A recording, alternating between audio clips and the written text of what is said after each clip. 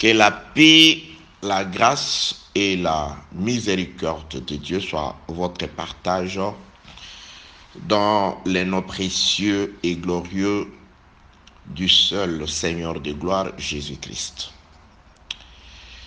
Nous allons, bien-aimés dans les Seigneurs, chers compatriotes célestes, poursuivre dans ce que nous avons commencé de partager depuis hier, en ce qui concerne la parole de Dieu. Donc, nous avons depuis hier commencé un enseignement, je dirais, sur la parole de Dieu en la personne de Jésus-Christ dans un thème intitulé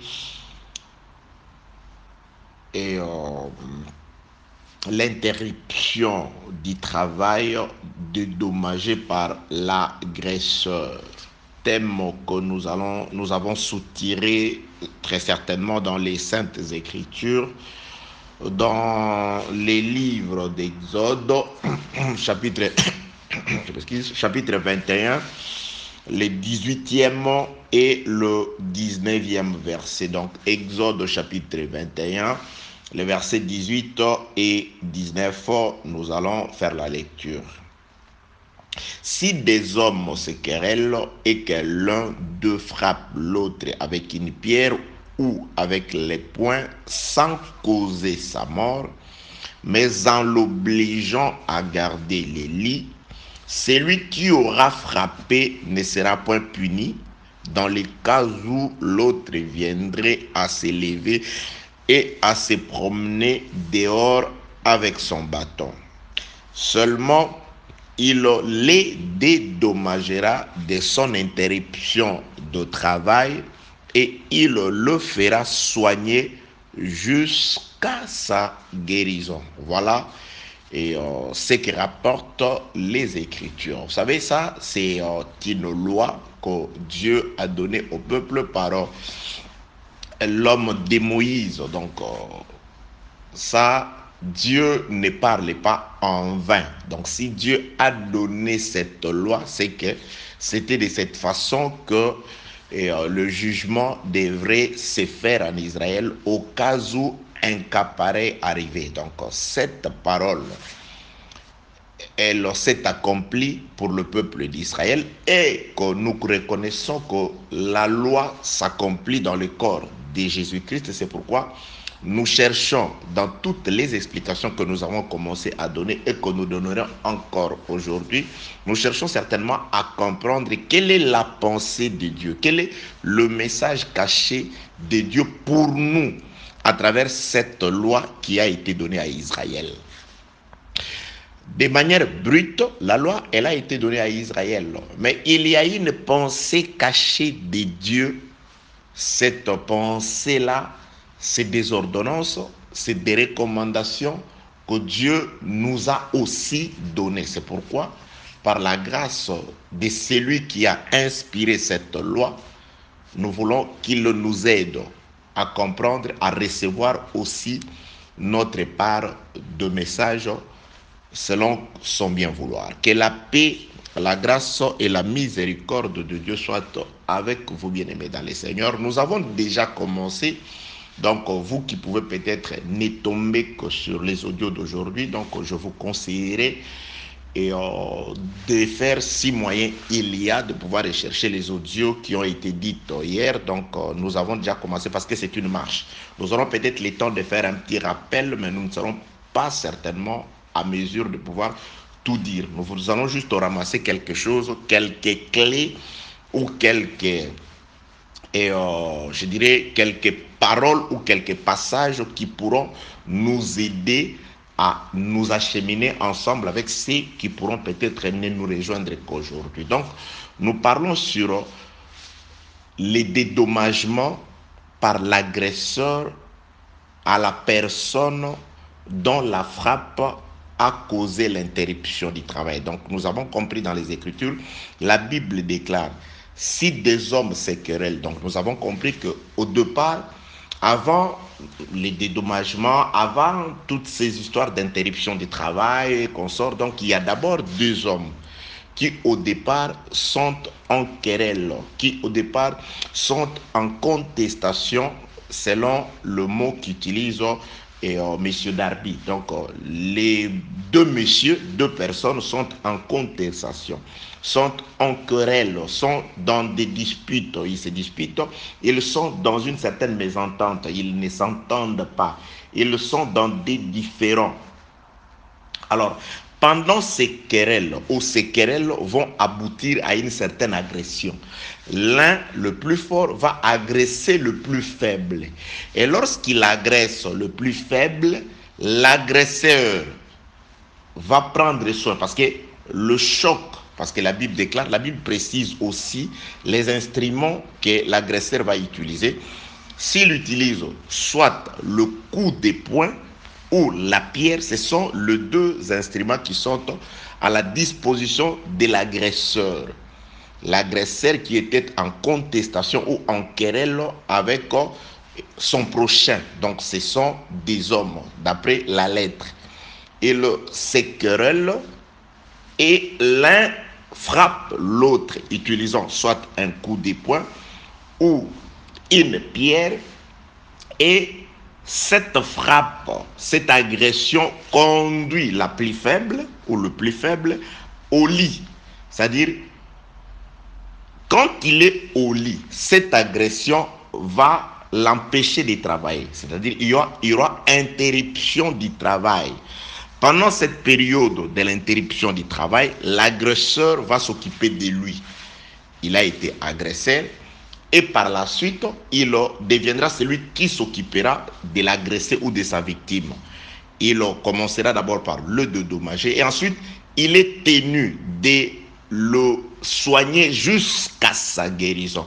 Donc, aussi longtemps que la guérison ne s'est pas encore manifestée, l'agresseur ne sortira pas de cet endroit-là.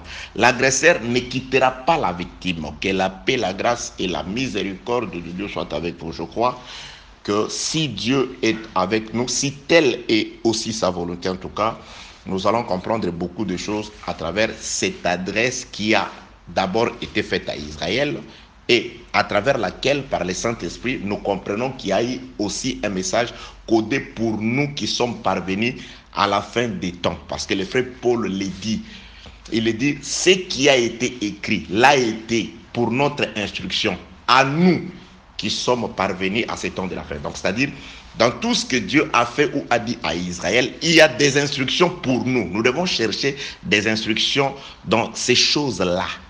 Que la paix, la grâce et la miséricorde de Dieu soient avec vous. Donc, vous devez d'abord maîtriser le thème.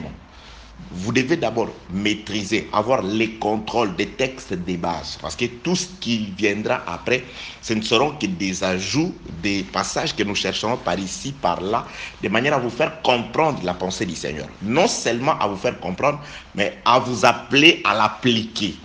Car Joseph, pour sauver l'Égypte de la famine à venir, Joseph ne se comporte pas seulement d'expliquer les songes. Joseph explique les songes, c'est une bonne chose, et ensuite il doit faire appliquer son explication au peuple. Après avoir expliqué les songes sur les animaux et sur les épis, il dit, maintenant voilà ce que nous allons faire. Cherchons parmi nous. Joseph prend cette explication comme un bon prédicateur, il la fait corps, il veut la faire corps, il veut la faire vivifier. C'est ce que nous faisons, quoi que ce soit un groupe, mais moi, on m'a dit, profite à toute occasion, favorable comme non. Je vais prêcher, je vais exhorter, je vais enseigner, je vais censurer par la grâce du Seigneur ce que Dieu a prévu pour toi. Tu le recevras. Si c'est juste de l'explication, tu auras cette explication. Si c'est une exhortation qui t'appellera aussi à faire l'exode, c'est-à-dire à partir de l'Égypte, d'un point négatif par rapport à la parole de Dieu vers un point positif, telle sera la volonté de Dieu. Tout ce que Dieu veut pour toi s'accomplira à travers ces petits temps qu'il m'a accordé ou qu'il a fait que je puisse être cet instrument par lequel il va te rapprocher de lui. Paix, grâce, amour, miséricorde et salut de Dieu sur vous au nom de Jésus-Christ. Bien-aimés, dans la première partie, la partie dans laquelle nous avons introduit la pensée, nous avons par beaucoup de tournures à travers les Écritures, nous avons compris que les deux personnes qui sont en querelle, c'est Dieu et c'est lui qui était son semblable. Selon Genèse chapitre 5, le premier verset, il a créé Adam à son image et à sa ressemblance. Donc, c'est-à-dire c'est Dieu et l'homme. Dieu et l'homme sont entrés en querelle, en dispute, en contestation. Nous avons expliqué par les Écritures. La pomme de discorde ou le sujet ou le but de ces querelles-là, c'était que Dieu a établi la loi qui assurait la tranquillité entre Adam et lui. La loi qu'il a donnée à Adam, et il a dit à Adam de pouvoir respecter cette loi. Alors Adam ayant transgressé cette loi-là, c'est la transgression de la loi qui était comme une charte qui assurait la paix, la tranquillité, la bonne entente entre Dieu et l'homme. La transgression d'Adam a été comme le sujet du début de la querelle. Donc la querelle a commencé, ou les querelles, les mésententes ont commencé avec la transgression de la parole de Dieu au jardin d'Éden. Dieu a donné la loi à Adam, et Adam ayant transgressé cette loi, Dieu s'est fâché contre l'homme. Donc depuis ces jours, il a commencé une période de querelle entre Dieu et l'homme. Que la paix, la grâce et la miséricorde de Dieu soient avec vous. Oui, bien-aimés dans les Seigneurs, très chers compatriotes célestes, donc nous avons compris par la pensée de Dieu que le non-respect du contrat que Dieu a écrit, qui devait normalement les entretenir en paix, le maintenir en paix dans l'entente, dans la communion avec l'homme, ce contrat, c'était que Dieu a présenté à l'homme la nourriture. Dieu, se souciant de la santé de l'homme, il a présenté à Adam la nourriture. Voilà la nourriture que tu dois manger, et là, la nourriture que tu ne dois pas manger. C'est pourquoi j'avais incité, que j'insiste. La parole de Dieu, c'est la nourriture. Nous devons faire attention. Dieu n'a pas changé. Dieu est le même.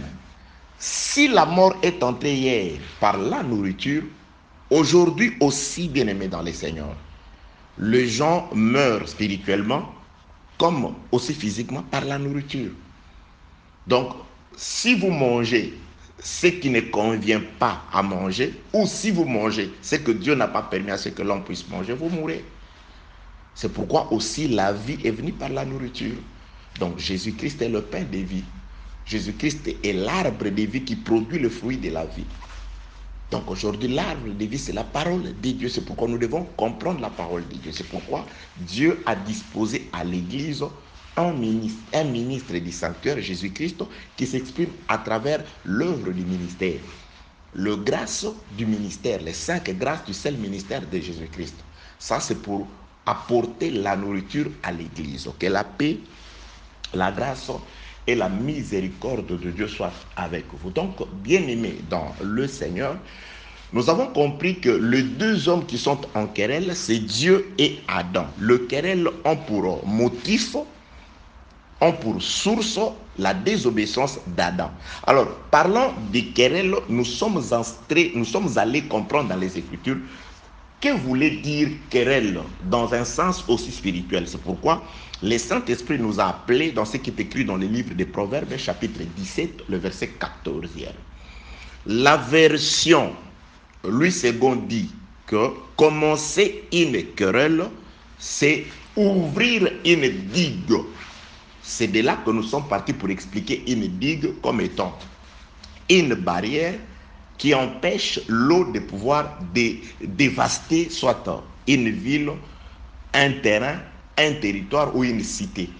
On crée des digues afin de pouvoir canaliser l'eau dans un autre sens pour épargner soit le champ, la ville ou une cité ou un bien qu'on veut garder intact. Donc c'est ça le rôle d'une digue. Alors, la Bible dit que commencer une querelle, c'est ouvrir une digue. C'est comme si vous brisez une digue. Alors, qui aura-t-il la dévastation? C'est pourquoi c'est le frère Darby, ou Monsieur Darby dans sa version, qui explique. Là où Louis II dit que commencer une querelle, c'est ouvrir une digue, écoutez ce que Darby dit. Il dit la même chose, mais il emploie des termes différents. Il n'y a pas contradiction.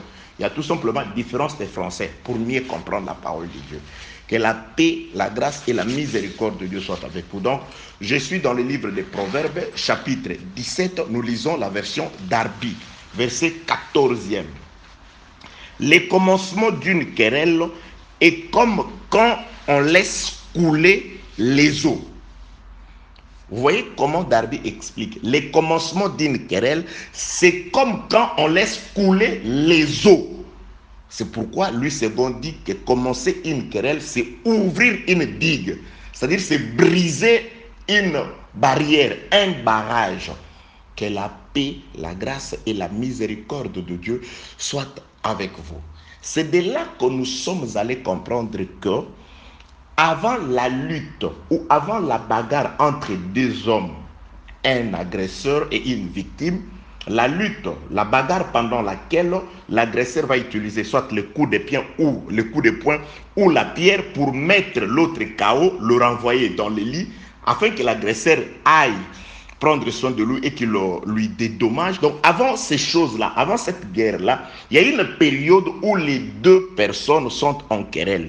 Et les Écritures nous disent que pendant la période de la querelle, c'est l'ouverture d'une digue. C'est-à-dire, avant la querelle, pendant que Dieu était en paix avec l'homme, les eaux étaient là. Mais il y avait une barrière, il y avait une digue. La digue était intacte. L'eau existait déjà. C'est pourquoi j'avais dit ceci, ou j'ai toujours dit ceci. Avant que l'homme ne pêche, la mort était là. La mort était là, parce que Dieu dit à l'homme, avant qu'il ne pêche, tu vois cet arbre-là, c'est l'arbre qui produit les fruits qui donnent la connaissance du bien et du mal. Le jour où tu en mangeras, tu mourras. C'est-à-dire, la mort était déjà présente, elle était là. Mais sauf que la barrière qui empêchait la mort d'atteindre l'homme, c'était le respect de la parole que Dieu lui avait donnée à l'homme. C'était l'application de la parole que Dieu avait donnée à l'homme.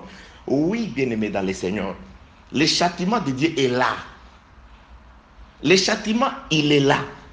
Mais ce qui empêche le châtiment de nous atteindre, ce qui empêche la colère de Dieu de s'abattre sur nous, même à ce moment ici, c'est le respect de la parole. Là où Dieu a mis sa parole, c'est la parole qui est une parure, qui est une barrière, qui protège l'homme de la mort. Que la paix, la grâce et la miséricorde de Dieu soient avec vous, bien-aimés. J'ai dit que je suis en train d'expliquer, mais on m'a demandé de nous prêcher. Celui qui m'a appelé m'a dit, le pasteur m'a dit que, pasteur Okotiko prêchait du sauté, voilà, c'est comme ça qu'il m'a appelé. C'est en ces termes qu'il m'a appelé. Donc s'il m'avait peut-être dit que voilà, il y a des choses qu'on doit débattre sur ça, expliquer, ça serait autre chose. Donc je profite pour vous expliquer, pour expliquer les Écritures et aussi pour construire Jésus, pour nous rapprocher davantage de Jésus. Car c'est la mission qui m'a été donnée. Je conçois ça comme une occasion favorable pour moi de pouvoir aussi, en tout cas, exhorter mes bien-aimés. Que la paix, la grâce et la miséricorde de Dieu soient avec vous. Donc j'ai dit ceci. La mort était là. Avant qu'Adam ne pêche, la mort rôdait déjà là. Donc le lion, comme un lion, il rôdait.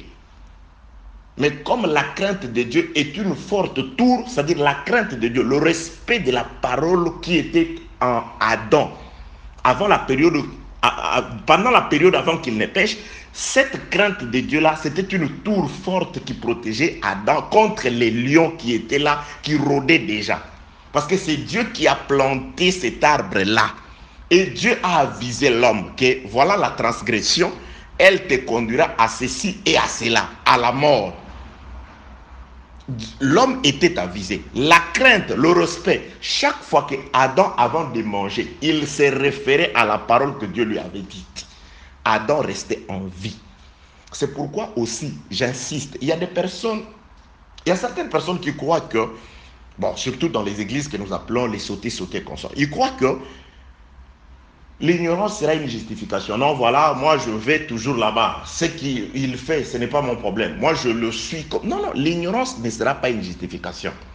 L'ignorance, c'est un sujet de condamnation. Le peuple meurt, périt, faute de connaissances. Il y a des gens qui croient que l'ignorance, ça va être un sujet. Non, si Dieu t'aime, il va t'envoyer la parole. Le frère Paul le dit à Tite, la grâce de Dieu, source du salut, a été manifestée. Elle nous enseigne. Donc la grâce ne se manifeste pas dans la vie d'un homme ou d'une église s'il n'y a pas l'enseignement. C'est pourquoi Dieu doit vous enseigner, parce que la mort est déjà là. La mort se trouve dans la transgression de la parole. La mort se trouve dans la mauvaise interprétation. Il y a des gens qui croient que la transgression de la parole consiste tout simplement à mal interpréter la parole. Non. Ou tout simplement dans le fait de pouvoir vivre dans son corps les péchés. Non. C'est dans tous les sens. Vous comprenez mal la parole. Vous la prêchez mal. Vous l'expliquez mal.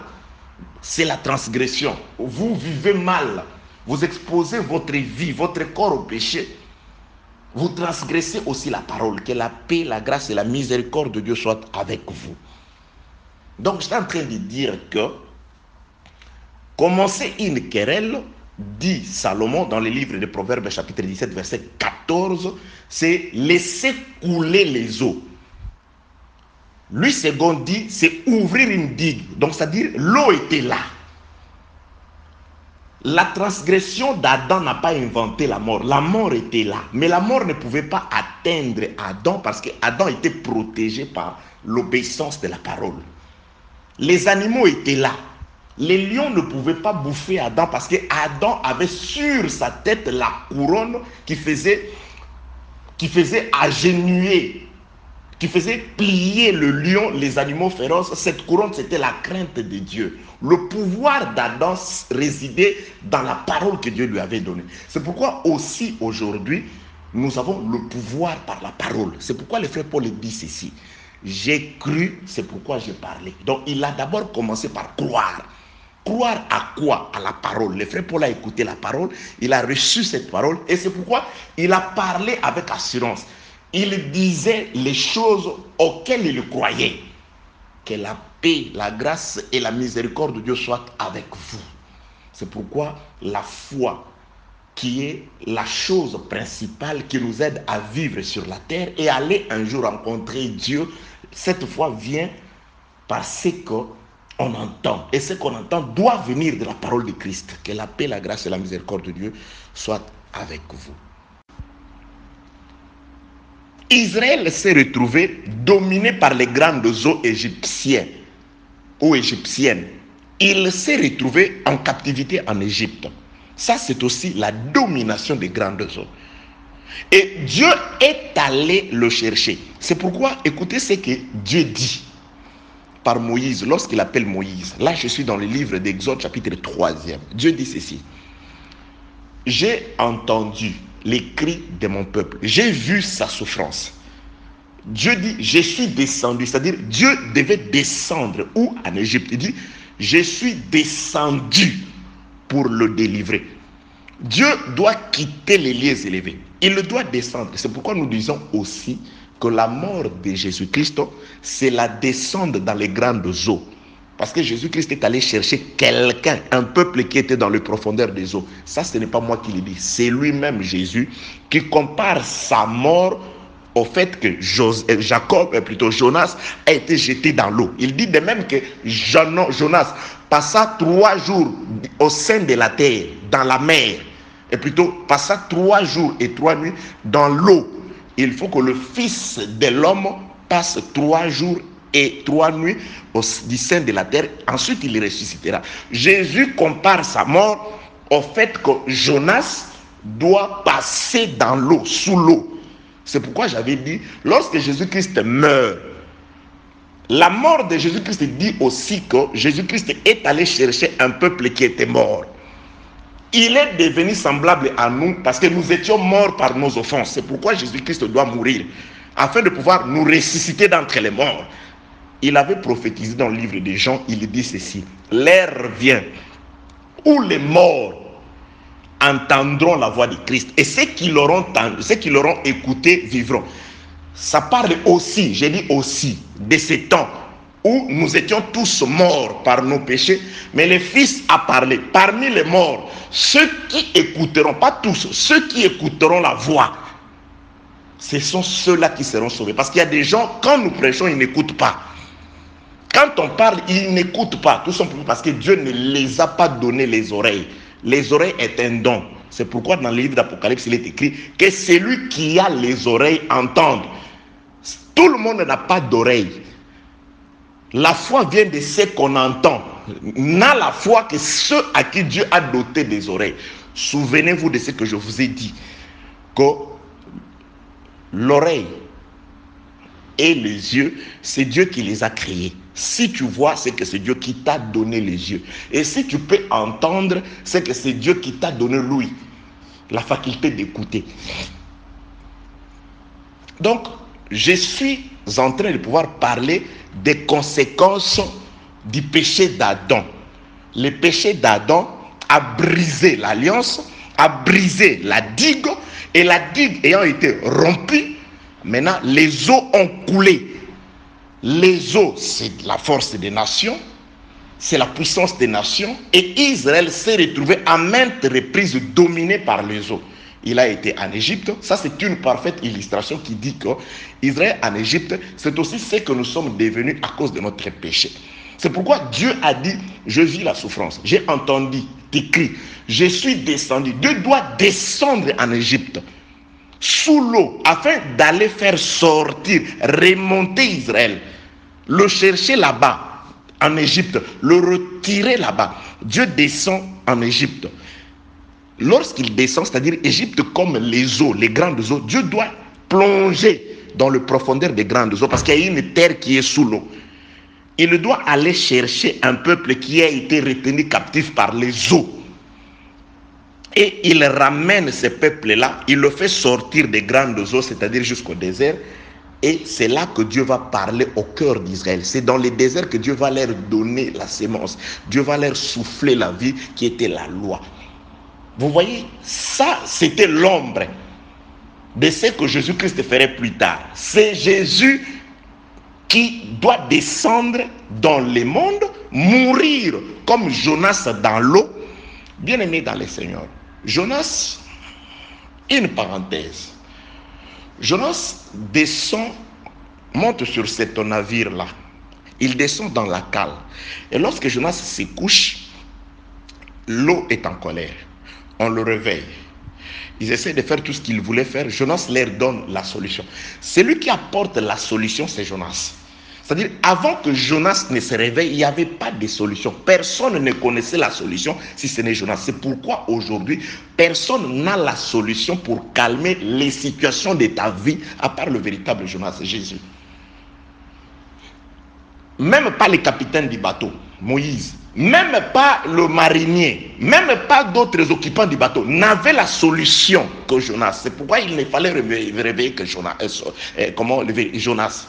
Dans les bateaux aussi, lorsqu'il traversait avec ses disciples, et qu'il y a eu des tumultes, des tempêtes, et que l'eau s'est fâchée, parce que lui il dormait sur la poupe, là-bas sur une oreiller. Les disciples ont fait tout ce qu'ils pouvaient. Ils se sont dit, mais Jonas est ici, allons le chercher. De même que Jonas réveillé a apporté la solution, allons chercher Jonas. Seigneur, Seigneur, ne t'inquiète-t-il pas de ce que nous périssons? Jonas, réveille-toi. Il dit, ah, ok, ça va. De même que Jonas s'était réveillé, Jonas avait balancé quelque chose dans l'eau. C'était Jonas tout entier qui a été balancé dans l'eau pour ramener l'équilibre sur le bateau. Il dit, maintenant, moi, je vais aussi balancer Jonas. C'est pourquoi il va balancer sa parole. Il parla à la mer, il parla au vent. Il a balancé sa parole, la tranquillité est revenue. Que la paix, la grâce et la miséricorde de soit avec vous. Mais regardez ce que Jonas fait. Jonas pouvait facilement, de lui-même, de son propre gré, parce que c'est lui qui avait la solution. Il pouvait dire, bon, ça va, la solution pour calmer les bateaux ici, il faut que je me jette dans l'eau. Jonas dit, non, je ne peux pas me jeter. Lisez très bien le livre de Jonas, chapitre 2. Il dit à ces gens-là, prenez-moi et jetez-moi dans l'eau. Jonas Jonas cherche des coupables pour sa mort.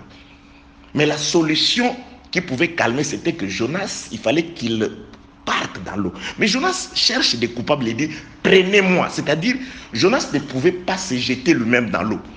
Les gens, des innocents, doivent saisir Jonas et le jeter dans l'eau. C'est-à-dire, ils sont restés avec une certaine culpabilité. Donc, Israël, c'est juste les gens qui ont saisi le Seigneur pour les jeter dans l'eau. Parce que la mort du Seigneur, c'est ça notre salut. Mais il pouvait se tuer lui-même. Il pouvait se suicider et dire non, je ne veux pas me suicider parce que Jonas avait demandé aux gens du bateau de pouvoir les jeter dans l'eau. Vous aussi, Israël, prenez-moi, allez, livrez-moi à Pilate. Que la paix, la grâce et la miséricorde de Dieu soient avec vous. Donc là, nous parlons sur l'eau. Lorsque l'eau sort, parce que l'eau brise la digue, le querelle, c'est le commencement. Le commencement d'une querelle plutôt, c'est une digue qu'on ouvre. C'est ouvrir une digue. Lorsqu'on ouvre une digue, Adam a ouvert une digue. Maintenant, les eaux ont submergé Adam. Toutes les postérités d'Adam, je m'excuse, se sont retrouvées englouties dans l'eau, dans les grandes eaux. Le pays d'Emmanuel s'est retrouvé englouti dans les grandes eaux à cause de la transgression d'Adam. C'est pourquoi Moïse voit cette eau, il voit ça d'une autre façon. Il dit, deux hommes se querellent. Donc d'abord, il y a deux querelles. Alors pour comprendre ce que ça veut dire querelle, c'est pourquoi nous sommes allés, il y a beaucoup de passages d'écriture que nous allons lire aujourd'hui. Nous allons nous rendre compte que il y a une façon aussi, il y a une proposition dans les Écritures pour mettre fin aux querelles. Il y a une proposition dans les Écritures, nous allons lire ça. Que la paix, la grâce, la miséricorde, l'assistance et la bénédiction de Dieu soient avec vous. Il y aura rupture du travail. Il y aura quelqu'un qui sera renvoyé au lit. Il y aura quelqu'un qui ira dehors avec son bâton. Mais avant que cela n'arrive, nous sommes en train d'étudier premièrement ce que nous avons compris, l'identité de ces deux hommes-là, et ensuite les événements qui ont précédé la bagarre. Et ces événements-là, c'est une dispute, c'est une querelle, c'est des querelles. Ils étaient en train de se quereller. Pourquoi se querellaient-ils? Parce que l'un s'est montré infidèle vis-à-vis de l'autre. Paix, grâce, miséricorde de Dieu sur vous. Bien-aimés dans le Seigneur, lorsque la digue a été ouverte, nous avons vu que Adam s'est retrouvé englouti par les eaux, sous la domination des nations. C'est pourquoi nous avons dit ceci. Ce qui est arrivé avec Adam, c'est aussi arrivé dans la vie d'Israël. Nous allons d'abord poster ceci. Que la paix, la grâce et la miséricorde de Dieu soient avec vous. Bien-aimés, j'avais dit ceci. Je parle d'Adam comme nous tous, l'humanité.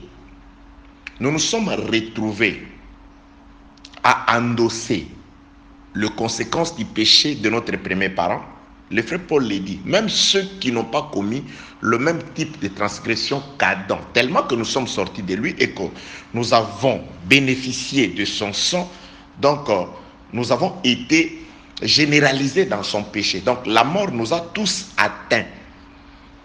Le frère Paul dit au peuple de Rome, il dit, c'est par la faute d'un seul homme, la transgression d'un seul homme, que nous avons tous été engloutis dans les péchés. Et aussi, c'est par la justification d'un seul homme. C'est par la grâce d'un seul homme. C'est par la justice d'un seul homme. Si nous sommes sauvés aujourd'hui, c'est parce qu'un seul homme a été juste. C'est pourquoi, par sa justice, nous sommes sauvés aujourd'hui. L'exemple se trouve dans la vie de Noé. Dieu dit à Noé, Genèse chapitre 6, c'est Noé qui était intègre et juste devant Dieu.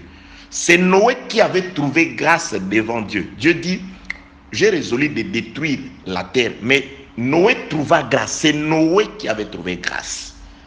La femme de Noé a profité de la grâce de Noé tout simplement parce que c'est la femme, donc elle recevait la sémence de Noé. Mais celui que Dieu a voulu sauver, c'est Noé. Celui que Dieu a trouvé juste, intègre, qui marchait avec Dieu, c'est Noé. Donc, de même que nous sommes tous morts par un seul homme, Adam, toute l'humanité a été enfermée dans le péché. Et c'est par la justice d'un seul, Jésus-Christ, qui a trouvé grâce devant Dieu.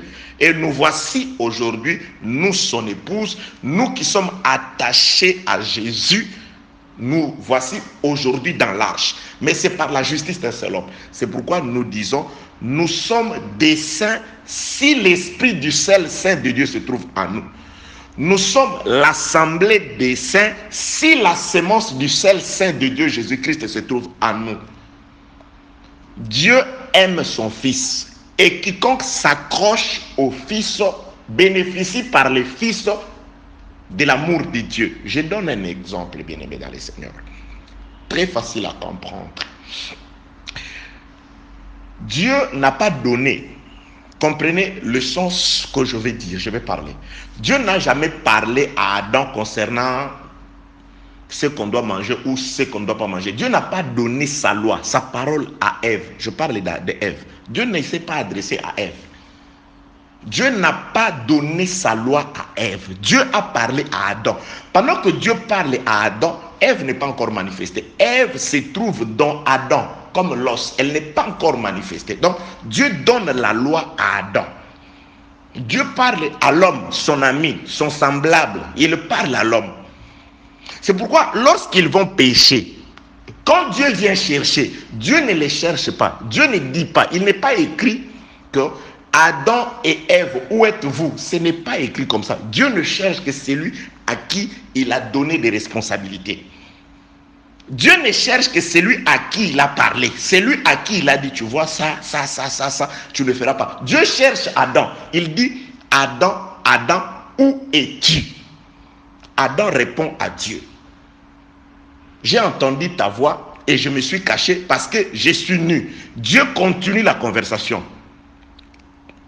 As-tu mangé de l'arbre, du fruit dont j'étais interdit? Qui t'a appris que tu es nu? Tu vois, Dieu, il fait abstraction de Ève. Pourquoi? Parce que Dieu ne s'est pas adressé à Ève. Laissez-moi t'exhorter, bien-aimé dans le Seigneur, toi qui me suis. Il y a des gens aujourd'hui qui veulent imiter les autres. Ah voilà, je peux vivre comme lui. Il vit dans le péché, rien de grave ne lui arrive.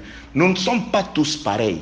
Nous pouvons être des serviteurs, mais nous ne sommes pas tous pareils, bien-aimés dans le Seigneur. Ça ne veut pas dire que tous les serviteurs de l'Assemblée de Dieu, de l'Assemblée des saints, ont réellement reçu un appel authentique de la part de Dieu. Non.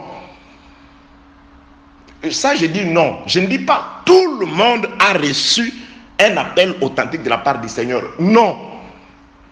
Il y a des gens qui prêchent parce qu'ils ont la facilité de pouvoir comprendre, enregistrer et reproduire. Il y a des gens qui prêchent parce qu'ils sont intelligents. Ils ont la faculté de comprendre et de reproduire. Il y a des gens qui sont juste éloquents, qui ont une bonne rhétorique. Et ils parlent à la manière des hommes, ça plaît aux hommes. Tu n'es pas comme tout le monde. Tu n'es pas tenu de suivre tout le monde. Non. Si Dieu t'a donné quelque chose, c'est toi que Dieu cherche. C'est pourquoi c'est toi que j'appelle à la repentance. C'est toi que je suis en train de prêcher. Toi qui as reçu réellement quelque chose de la part de Dieu. Dieu ne cherche pas Ève. Ève est un produit dérivé. Dieu ne s'adresse pas à Ève. Bien-aimé, Dieu n'a pas puni Adam et Ève pour la même chose. Non. As-tu mangé du fruit? Voilà le péché d'Adam, c'est il a mangé les fruits. Adam parle. Non, c'est la femme que tu as mise à m'écouter. Dieu pose la question à Ève. Pourquoi as-tu fait cela? Dieu ne dit pas à Ève pourquoi tu as mangé. Non, il dit pourquoi tu as donné à Adam, à mon ami, les fruits.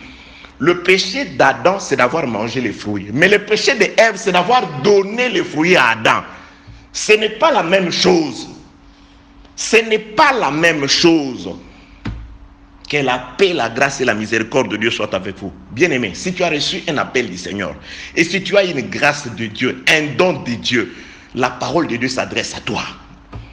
Il y a des gens qui sont à l'aise, parce que lorsque Ève a mangé le fruit, parce qu'elle avait mangé avant, ses yeux ne s'étaient pas ouverts, parce que Dieu ne lui avait rien dit.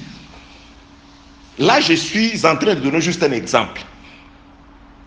Ses yeux ne sont pas ouverts. Leurs yeux se sont ouverts lorsque celui à qui Dieu avait parlé, celui en qui Dieu a fait le dépôt de la grâce, quand il a désobéi, c'est alors que les yeux, ils ont commencé à vivre les conséquences. Tu vivras les conséquences quand tu pêches, quand tu veux marcher comme tout le monde, quand tu veux agir comme tout le monde, parce que c'est toi que Dieu a appelé.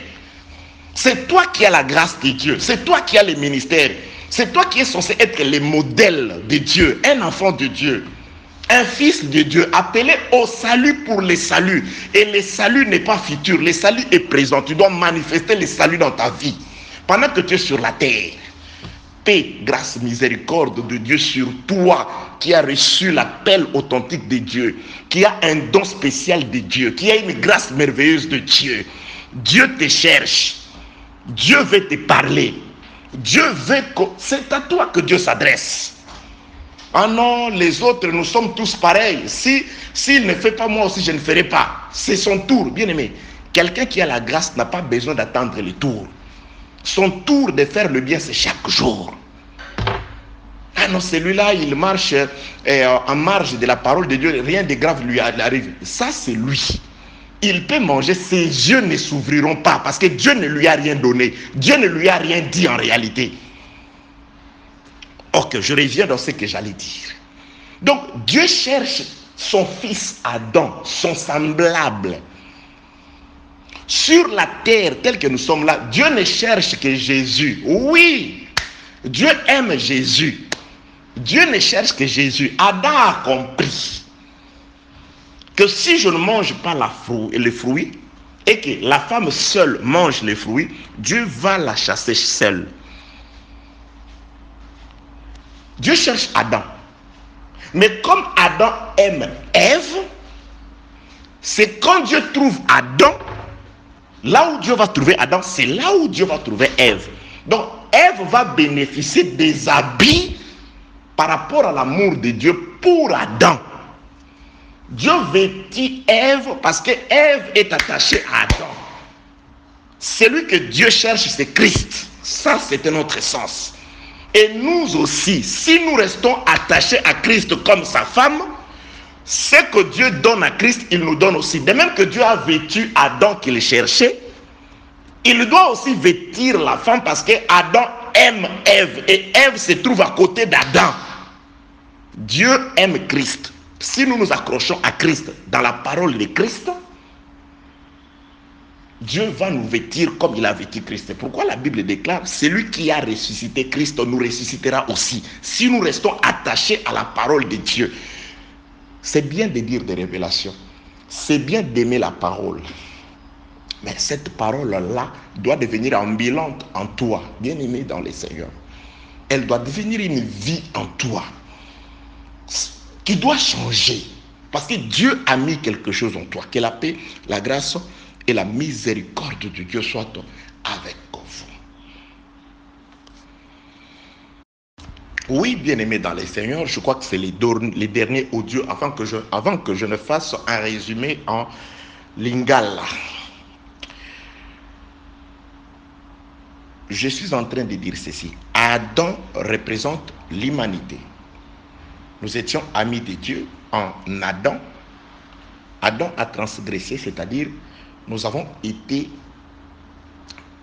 déchus de la gloire de Dieu. Adam ainsi que toute sa descendance que nous sommes, nous avons été déchus de la gloire de Dieu. Nous avons perdu le pouvoir. Maintenant, le diable domine sur nous. Le diable a dominé sur nous jusqu'à la croix. Nous verrons ces choses. Là, Adam qui a désobéi, c'est le type de nous, l'humanité, parce que Adam, je l'ai expliqué hier, Dieu est allé ramasser la poussière en dehors du jardin, parce que si Adam était fait par la poussière du jardin, Dieu ne lui aurait jamais dit, tu retourneras à la poussière d'où tu avais été tiré. Dieu savait que je dois le prendre dehors et le ramener dans le jardin. Lorsqu'il a péché, Dieu l'a ramené au jardin, comme dehors où il était. Parce que Dieu est fidèle. Dieu est allé chercher Israël en Égypte. Il l'a fait sortir de l'Égypte. Il l'a ramené dans les jardins d'Éden représentés comme Canaan. Et de là, Israël a péché. Quand Israël a péché, Dieu doit le renvoyer en Égypte. Cette fois-ci, il le renvoie en Égypte sous une autre forme appelée Babylone. Israël doit aller en captivité en Babylone et en Syrie. Vous voyez? Donc, c'est-à-dire qu'il était en captivité. Dieu est descendu pour les chercher de la captivité. Il l'a ramené jusque dans une terre promise, Canaan, qui était l'ombre du jardin d'Éden. De là, Dieu lui a donné des lois. Il a désobéi à ces lois-là. Dieu l'a chassé. Il est retourné en Égypte, c'est-à-dire il est retourné en captivité à Babylone. Dieu est allé chercher Adam, la poussière, en dehors du jardin. Il l'a formé et il l'a ramené dans le jardin. Il lui a donné la loi. Adam a péché. Dieu doit le faire sortir du jardin pour qu'il retourne là où il l'avait ramassé. Vous voyez la ressemblance? Je donne encore une autre ressemblance. Israël, toujours, se trouve sur son territoire. Parce que quand il est allé à Babylone, après Dieu a eu pitié par lui. Il a plutôt eu pitié pour lui. Dieu l'a encore fait sortir de Babylone. Ils sont rentrés dans leur territoire. Et quand Jésus-Christ est né, il les a trouvés sur leur territoire. La même chose va se reproduire encore. Adam au jardin avait transgressé la loi. Donc nous comprenons que la parole que Dieu lui avait donnée, c'était grâce à cette parole qu'Adam vivait à l'aise dans les jardins. Et cette parole, c'était Christ. C'est par Christ que nous vivons aujourd'hui. Donc la vie d'Adam dépendait de l'observation de la parole. Et aujourd'hui, notre vie devant Dieu dépend aussi de l'observation de la parole de Christ que nous écoutons. C'est l'observation de la parole qui est notre bouclier, qui nous protège contre tout le mal ou tous les maux, toutes les attaques du diable. Christ est venu sur le territoire israélite, il a trouvé ses frères israélites. Jean dit, il est allé chez les siens. Donc, il est descendu sur le territoire israélite. Et quand il est arrivé sur le territoire israélite, qu'est-ce qui se passe? C'est ce que nous avons vu, nous avons commencé à voir ça hier. Ses propres frères, ils ont pris leur propre frère, Jésus. Ils l'ont conduit à Pilate, un étranger. Ils l'ont d'abord conduit vers les Sanhédrins, les sacrificateurs. Suivez très bien ici. Je peux commencer à donner une matière un peu difficile à comprendre. Avant qu'on arrête Jésus, les sacrificateurs sont entrés en réunion ou en Sanhédrin, où ils ont décidé de quelque chose. Ils ont dit, si nous les laissons faire, les Romains viendront, ils détruiront et notre église, c'est-à-dire et notre nation, et notre temple. Qu'est-ce que nous allons faire? Vers tout le monde déjà va à lui, vers lui. Pour l'intérêt de la nation, il est juste que cet homme meure. Écoutez très bien. Selon eux, ils veulent tuer Jésus pour préserver leur nation. Pour l'amour de leur nation. Il est nécessaire que Jésus meure. Je sais que tu as l'autre sens, la garde ça. Alors, qu'est-ce que nous allons faire? Nous allons chercher le roi de la terre. Nous allons faire alliance avec César. Parce que par crainte des Romains, ils disent que nous allons sacrifier Jésus. Selon eux, c'est Jésus-Christ qui sa présence pouvait permettre à ce que les Romains viennent les détruire. Donc pour éviter que les Romains viennent les détruire et qu'eux restent en paix avec les Romains, ils doivent sacrifier Jésus. Ça, c'est écrit dans le livre de Jean chapitre 11. Les Sanhédrins, c'est là où ils vont décider sur ça. Non. Lui, pour préserver nos rapports avec les Romains, pour que les Romains ne viennent pas nous détruire, l'alliance avec le monde, l'alliance avec les Romains doit se faire au prix de la mort de Jésus. Donc retirer Jésus nous remettra en paix avec les Romains. Cet acte-là, vous allez comprendre. Les sacrificateurs ont pris Jésus et ils sont allés les déposer entre les mains de Romains représentés par Pilate. Parce que Pilate était un gouverneur romain. Jésus-Christ, Pilate pose la question à Jésus. Si je ne finis pas avec ça aujourd'hui, je vais continuer demain. Pilate, suivez très bien, bien aimé dans le Seigneur, c'est audio. Pilate pose la question à Jésus-Christ. Moi, je te parle, toi, tu m'épares, toi, tu gardes silence. Est-ce moi qui veux ta mort? Ce n'est pas moi qui t'ai livré. Ce sont tes propres frères. Suis-je juif, moi? Jésus-Christ va dire quelque chose à Pilate qui est prophétique. Il dit, c'est pourquoi celui qui t'a livré à moi a commis un grand péché. Il parle de celui qui l'a livré à Pilate, c'est-à-dire celui qui a eu cette idée, ou ceux qui ont eu cette idée. Or, si nous rentrons dans la réunion des Sanhédrin, ceux qui ont eu cette idée de livrer Jésus à Pilate, c'est des sacrificateurs. Donc, les sacrificateurs, en livrant Jésus, ils ont commis un grand péché. Ça, c'est Jésus. Il dit, celui qui m'a livré à toi a commis un grand péché. Or, c'était des sacrificateurs qui s'étaient réunis par les souverains sacrificateurs Caïphe. Ils ont dit, il doit mourir. Mais comme nous n'avons pas la permission de faire mourir quelqu'un, allons les livrer à Pilate, afin que Pilate, un païen, le fasse mourir. Il y a beaucoup d'explications là-bas. Le fait qu'eux ne veulent plus de Jésus, ils le livrent à Pilate qui est païen. C'est aussi l'animal. La Bible déclare, toi Israël, tu ne mangeras pas d'une bête morte, tu le donneras aux nations. Donc Pilate, nation qui reçoit Jésus, c'est aussi le temps actuel où Israël ont rejeté le Seigneur parce qu'ils ne veulent pas de lui. Ils l'ont donné à Pilate qui est nous. Ça, c'est juste une parenthèse. Ah, voilà, le temps coule rapidement. Jésus-Christ dit que le souverain sacrificateur, ainsi que tous ceux-là qui m'ont livré à toi, ils ont commis un grand péché. Suivez très bien. Les événements vont se suivre jusqu'à ce que ces gens-là, les mêmes sacrificateurs, lorsque Pilate leur dit, vous voulez que je livre votre roi? Il dit, non, non, non, non. Celui-ci, nous ne le connaissons pas. Nous voulons, notre roi, c'est César. Ces jours-là, ils ont fait une simple déclaration. Mais ça veut dire tout simplement qu'ils avaient choisi d'être dominés ou dirigés par César qui représentait l'autorité de la terre. Ils ont refusé celui qui venait du ciel et ils ont choisi Pilate qui représentait l'autorité de la terre. Les psalmistes expliquent ces faits-là. Le fait qu'ils refusent Jésus. D'abord, Ésaïe chapitre 8 explique que comme vous avez méprisé les eaux de Siloé qui coulent doucement, vous l'avez méprisé pour vous attacher aux nations.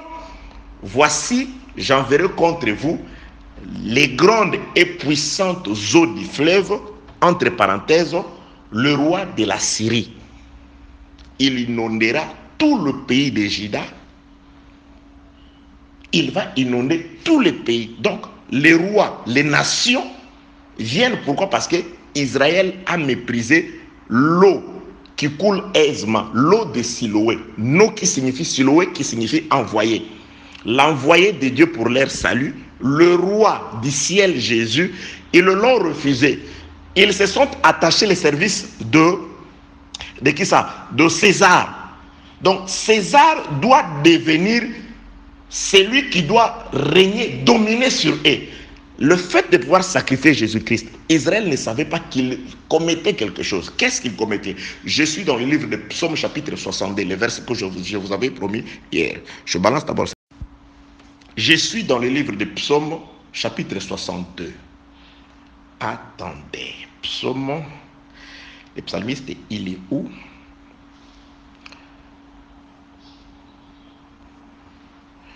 Psaume chapitre 62. Attendez. Je nous cherche ça.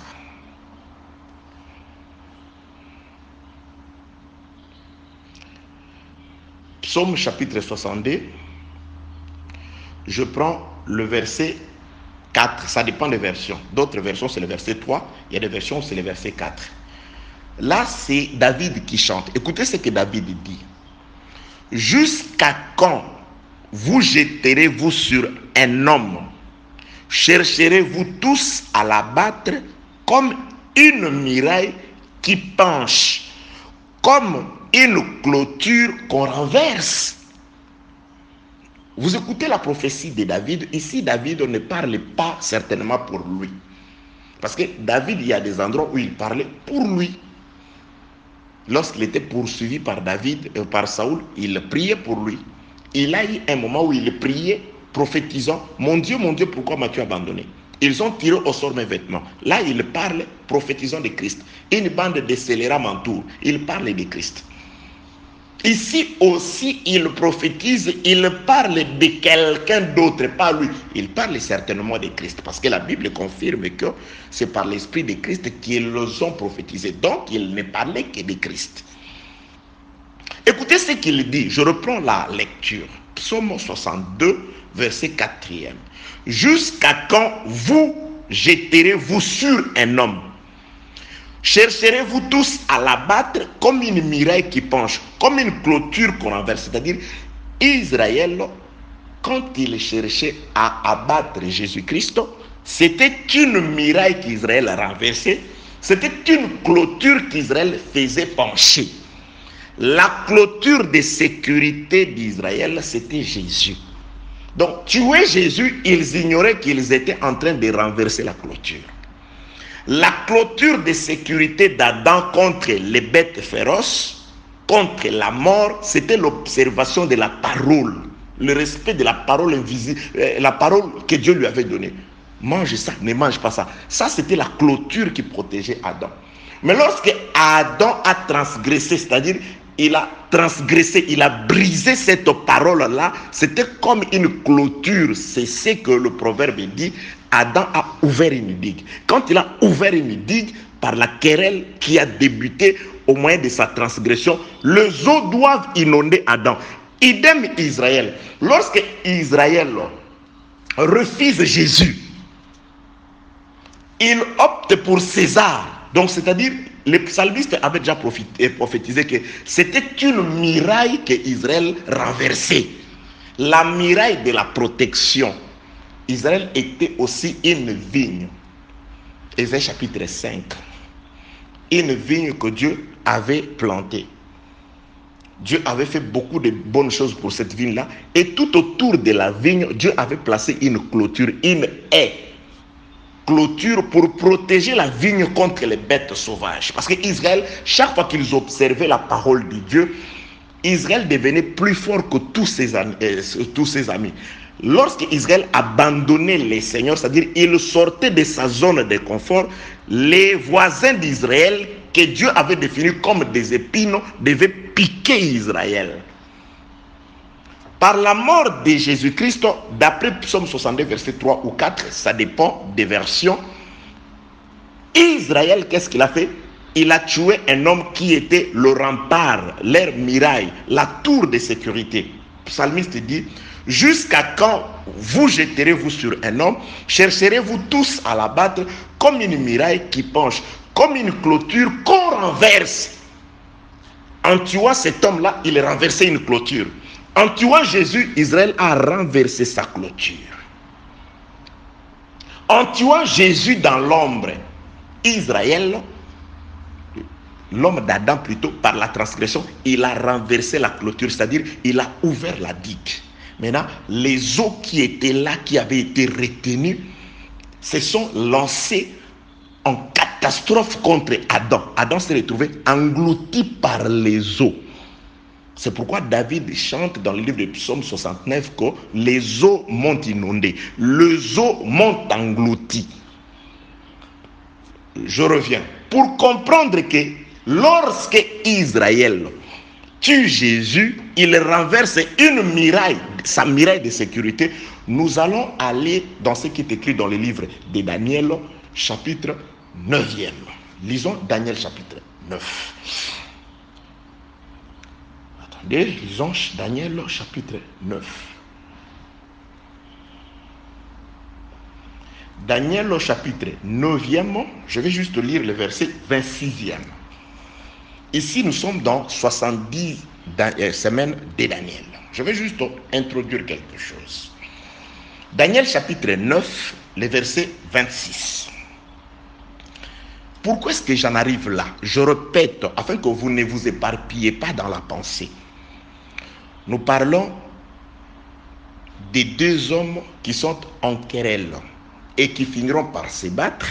L'un sera plus fort que l'autre en utilisant soit un coup de poing ou une pierre. Et les chocs provoqués par ces deux instruments renvoyeront l'autre, le plus faible, la victime, sur un lit. Et l'agresseur va dédommager la victime et il va le soigner. Mais avant d'en arriver là, nous avons compris qu'il y a deux périodes. Il y a la période avant la bataille qui est constituée par des querelles et la période après la bataille où l'agresseur, où les querelles sont finies, mais l'agresseur devient le médecin. Donc nous ne sommes pas encore arrivés à la seconde période dédommagement et où l'agresseur se présente comme médecin, mais nous sommes à la première période des querelles. Le querelle, nous avons compris que c'est l'ouverture d'une digue. Et les querelles ont été provoquées par la désobéissance. Et les deux hommes, c'est Adam et l'humanité. Dieu et l'humanité plutôt. Dieu et Adam. Nous sommes arrivés dans les livres des psaumes qui explique l'acte des Juifs devant Pilate. Nous ne voulons pas de Jésus, qu'il soit crucifié, qu'il meure. Nous voulons César, c'est-à-dire il réclame un roi de la terre sur eux. J'avais dit dans le livre de Samuel, Israël avait déjà fait ça. Du temps de Samuel, ils sont allés. Samuel, nous voulons être comme toutes les nations. Nous en avons marre de toi. Cherche-nous un roi. Dieu dit, c'est moi qu'ils rejettent. Ils ne veulent pas que je domine sur eux. C'est pourquoi dans ma colère, je leur donnerai un roi. Donc ce qui était arrivé du temps de Samuel s'est reproduit encore du temps de Jésus. Ils ont répété la même chose. Nous ne voulons pas de lui, de ce Jésus, le roi des Juifs. On ne veut pas de lui. N'écris même pas que c'est le roi. Écris tout simplement, il avait dit, nous voulons César. Ils ont réclamé César. Les psalmistes disent que cet acte-là, pourquoi vous jetterez-vous sur un homme comme un mur qu'on renverse, comme une clôture qui penche? Donc, lorsqu'ils demandent la crucifixion de Jésus-Christ, lorsqu'ils réclament que Jésus soit retiré, c'est une muraille, c'est une digue qu'ils vont ouvrir. Et cette digue-là va permettre aux nations de pouvoir inonder le pays, comme dit Ésaïe chapitre 8, le pays d'Emmanuel. Voyons ça dans l'ombre. Daniel, comment il le voit sous forme de vision que Dieu lui donne dans le livre de Daniel, chapitre 9, le verset 26e. Après les 62 semaines, c'est-à-dire là, je n'ai pas le temps de parler de tout ça, donc c'est-à-dire on est à la 69e semaine, c'est-à-dire à la 69e semaine, 62 semaines. 7 semaines se sont écoulées, 62 semaines sont écoulées, donc 69 semaines. À la fin de 69 semaines de Daniel, qu'est-ce qui se passe? Après les 62 semaines, c'est-à-dire il y en avait déjà 7 avant, plus 62, ça fait 69. Après les 62 semaines, un oin sera retranché. Donc là déjà, à la 69e semaine, à la fin, un oin est retranché. C'est-à-dire quand on parle du oin qui est retranché, vous allez vous rendre compte que ce oin, ce n'est pas Blanchard, ce n'est pas un Américain, ce n'est pas un Français, mais il s'agit de Jésus. Pourquoi? Parce que l'écriture va s'expliquer. Un oin sera retranché et il n'aura pas de successeur. C'est le second et le dernier Adam qui n'a pas besoin d'un troisième Adam, d'un quatrième, d'un cinquième, qui n'a pas besoin d'un autre prophète des nations. Il travaille, il est présent dans l'église à travers les Éphésiens 4. Donc c'est lui-même le ministre du sanctuaire. Jésus n'a pas besoin de représentants parce qu'on représente quelqu'un qui n'est pas là. Le ministère, c'est Christ dans les hommes. Que la paix, la grâce et la miséricorde de Dieu soient avec vous. Après les 62 semaines, un oin sera retranché et il n'aura pas de successeur. Le peuple d'un chef qui viendra détruira la ville. Vous comprenez? C'est-à-dire, lorsque un oin est retranché, le peuple d'un chef qui viendra, c'est-à-dire, Psaume 62 s'accomplit. Lorsqu'on retranche les seigneurs, c'est-à-dire, lorsqu'ils s'abattent sur Jésus, c'est une muraille qu'ils sont en train de renverser. C'est une clôture qui va pencher. Maintenant, les bêtes sauvages vont venir parce que la haie, la clôture Ésaïe chapitre 5 est renversé. Les bêtes sauvages vont arriver afin de pouvoir se servir de la vigne de l'Éternel, de cet arbre qui est Israël. Voilà aussi Joël chapitre 2, où les animaux vont bouffer cet arbre-là. Que la paix, la grâce et la miséricorde de Dieu, les azimes, les gazim, asilo, gelek et la sauterelle. La mort de Jésus-Christ, écoutez ce que Daniel chapitre 9, nous allons finir. Verset 26e dit, après les 62 semaines, un oint sera retranché. Il n'aura pas de successeur. Il s'agit de Jésus. Après la mort de Jésus, le peuple d'un chef qui viendra détruira la ville et les sanctuaires, et sa fin arrivera comme par inondation. J'aime l'écriture. Alléluia. Il est arrêté que les dévastations dureront jusqu'au terme de la guerre, jusqu'à l'Armageddon, les dévastations. Mais nous allons, aujourd'hui, je ne veux pas arriver là-bas. Je veux juste dire ceci. Écoutez les conséquences de la mort de Jésus pour le peuple d'Israël. Pour le peuple d'Emmanuel, selon ce qui est écrit dans le livre d'Ésaïe chapitre 8. Ils ont méprisé les eaux de Siloé.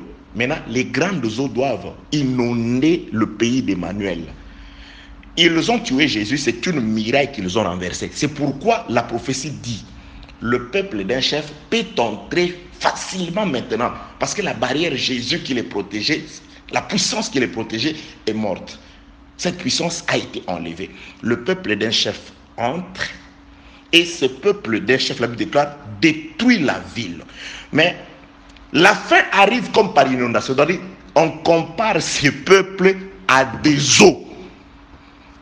Dans la réalité comme ça, Israël, après la mort de Jésus-Christ, quelques années plus tard, ils ont été aussi vandalisés par des nations, certains généraux et consorts. Allez chercher ça. Dans l'histoire, vous avez toutes ces histoires-là. Donc aujourd'hui, depuis la mort de Jésus, spirituellement parlant, aujourd'hui, Israël est inondé. Il y a des gens qui nous prêchent, non, voilà, en 1945, Israël, les drapeaux, ça c'est des mensonges, c'est des chimères. C'est n'importe quoi. Israël n'est jamais retourné dans sa vraie patrie, où Dieu viendra les rencontrer. Jamais, parce qu'Israël ne peut pas rencontrer, parce qu'il est sous l'eau. Il faut qu'on puisse sonner de la trompette avant de faire sortir Israël sous l'eau. Pourquoi? Parce que la mort de Jésus a provoqué l'inondation. C'est-à-dire le peuple d'un peuple venu. Israël est sous l'eau. Ça veut dire quoi sous l'eau? Ça veut dire qu'aujourd'hui, Israël est éparpillé chez les nations. Je vais me dire, la nation est là. Mais ce n'est pas de cette nation-là qu'il existe. Parce que Israël, pour Dieu, c'est une confession. Si vous allez chez les Juifs, vous allez le trouver avec des confessions pareilles aux nations. Dieu le voit au milieu des nations. Il a un roi comme toutes les nations, un certain premier ministre, la diplomatie, toutes ces choses. Or, Dieu dirige Israël par la loi et non par le gouvernement de Netanyahou, je ne sais pas, Benjamin Netanyahu. Ce n'est pas ça. C'est pourquoi, spirituellement, Israël est sous l'eau. Il est dans les alliances. Il a besoin des États-Unis d'Amérique pour se protéger. Dieu n'a pas besoin d'une nation de la terre pour protéger Israël. C'est Ichabod pour le moment. Malheur à vous qui allez là-bas chercher les tombeaux, je ne sais pas. Il y a même des gens qui vont se faire baptiser dans les fleuves de Jourdain. C'est Ichabod. Dieu n'est pas là-bas.